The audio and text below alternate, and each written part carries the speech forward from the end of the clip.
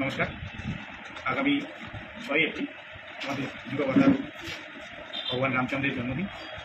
সেই জন্মদিনকে উপলক্ষ করে আমরা তৃণমূল কংগ্রেস এই ব্লক কমিটি করে প্রভু রামচন্দ্রের পূজা প্রার্থনা এবং যাবতীয় কর্ম আমরা আমাদের পার্টি অফিস সংলগ্ন মাঠে আমরা সেই কাজ সম্পন্ন করব।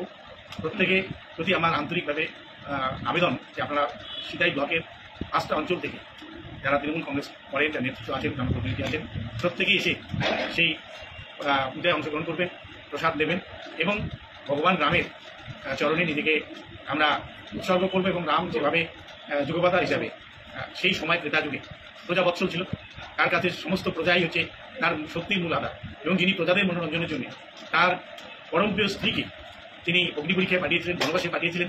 সেই যুগপতার রামের তার কাহিনী এবং তার কর্ম নিয়ে আমরা যেন প্রত্যেকেই চলতে পারি। সব মানুষ আমাদের কাছে যাতে আপন হয়, সর্বধর্ম সমন্বয়ে রামচন্দ্র যেভাবে তার রাজ্য চালিয়েছিলেন, তার রাম রাজ্য যেটাকে বলা হয়, যে রাজ্যের সমস্ত প্রজারা তাদের সমান অধিকার ছিল, এবং যে রাজ্যে স্বয়ং রানীর বিরুদ্ধে কথা বলার মতো ক্ষমতা প্রজাদের ছিল, সেই রাম রাজ্য যাকে নিয়ে আমরা কামনা করি যে আমাদের এমন রাজ্য হোক, এমন দেশ হোক, যেখানে সবার সমান অধিকার থাকবে, সব ধর্মের মানুষের সমান অধিকার থাকবে, সবাই ভ্রাতৃত্ব বন্ধনে নিজেরা আবদ্ধ হয়ে একে অপরের সুখ দুঃখে পাশে থাকতে পারবো। সেই শিক্ষা আমরা প্রভু রামচন্দ্রের কাছ থেকে আগামী 6 তারিখ তার পূজার মধ্যে দিয়ে নিতে চাই। হ্যালো বন্ধুরা, আপনারা সবাই কেমন আছেন? আমি জীবন কৃষ্ণা।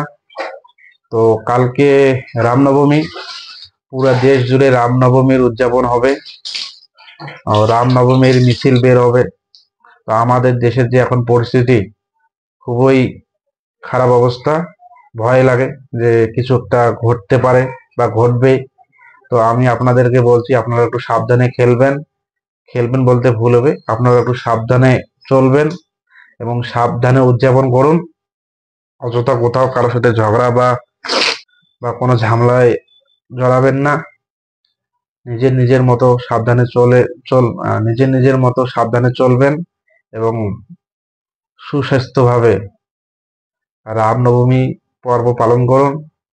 যদি মিছিল বার করেন তো সাবধানে করবেন, যাতে অন্য কোনো মানুষের কোনো অসুবিধা না হয়।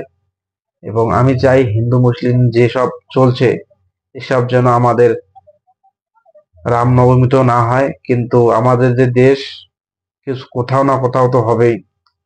তো আমরা তো চাই কোথাও যেন না হয়, তারপরেও হবে, কিন্তু কিচ্ছু করার নেই। তো আমাদের সেটাইতে জগদীশ বসুনিয়া আহ্বান করেছেন, আপনারা ভিডিও ক্লিপটা তো দেখলেনই। তো আমার খুব ভালো লেগেছে যে উনি আহ্বান করেছেন। তো আপনারা যাবেন, যার যার যাওয়ার ইচ্ছা থাকে, আর যারা যারা যেতে চান অবশ্যই যান। সুস্বাস্থ্যভাবে পালন করুন, যেমন জগদীশ বসুনিয়া মুসলিমদের যে ঈদ পালন করেছেন, সেভাবে রামনবমীও পালন করছেন। তো আপনারা যাবেন ওখানে, না তো বিজেপি না তো টিএমসি, যে যেখানে পারেন যান এবং ভালোভাবে পালন করুন।